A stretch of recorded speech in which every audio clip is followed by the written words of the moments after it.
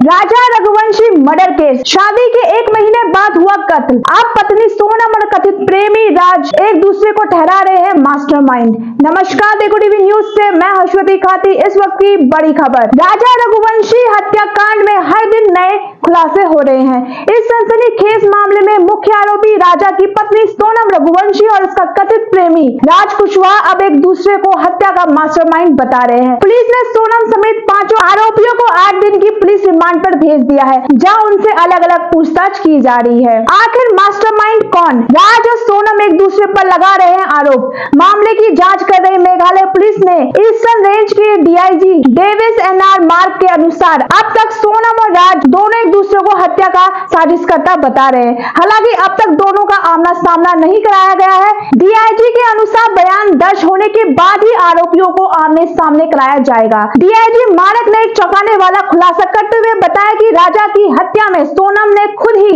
सक्रिय भूमिका निभाई। उन्होंने कहा कि हत्या के वक्त एक सुपारी किलर राजा का एक हाथ, दूसरा उसका पैर, तीसरा दूसरा हाथ और चौथा यानी सोनम खुद राजा का बचा हुआ पैर पकड़ती है।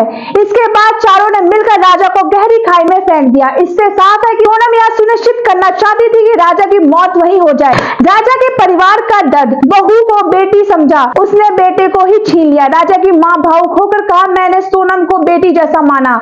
शादी के बाद वो मुझे मम्मी कहकर गले लगती थी, लेकिन वही बहू मेरे बेटे की मौत का कारण बन गई। अगर राजा आज जिंदा होता तो कहता, किससे कहूं कि मेरा गुनहगार कौन है। राजा की बहन जो शादी में लगातार वीडियो और रील बनाकर उस खुशी को कैमरे में कैद कर रही थी, अब उन्हीं रील्स को देखकर रो रही। शादी के 1 महीने बाद वह भाई की तस्वीर पर माला चढ़ा रही है। ये एक रिश्ते की टूटने की सबसे खौफनाक कहानी, जहां शादी की रील के बाद मातम की रील बन गई। सोनम के भाई गोविंद रघुवंशी जो अपनी बहन की तलाश में 15 दिन से शिलोंग में थे, जब घर लौटे तो सबसे पहले राजा के घर गए। वहां उन्होंने राजा की मां को सारी सच्चाई बताई और गले लगकर फूट फूट कर रोए।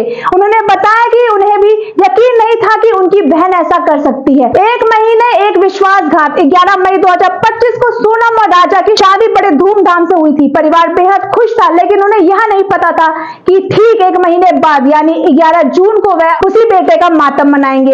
यह मामला सिर्फ एक हत्या का नहीं, बल्कि भरोसे, रिश्तों और संस्कार के कत्ल की कहानी बन गई है। अब पुलिस की जांच जारी है। सोनम और राज के बयानों को मिलाया जा रहा है और जल्द ही उनका आमना सामना कराया जाएगा, जिससे यह साफ हो सकेगा कि राजा की हत्या का असली मास्टरमाइंड कौन है। ट्रेंड में फिर एक सवाल, सोनम फिर बेवफा निकली। सोशल मीडिया पर अब यह मामला एक बार फिर ट्रेंड कर रहा है। लोग सवाल पूछ रहे हैं कि एक पत्नी जिसने वफा की कस्में खाई थी, कैसे एक प्रेमी के लिए पति की हत्या कर सकती है।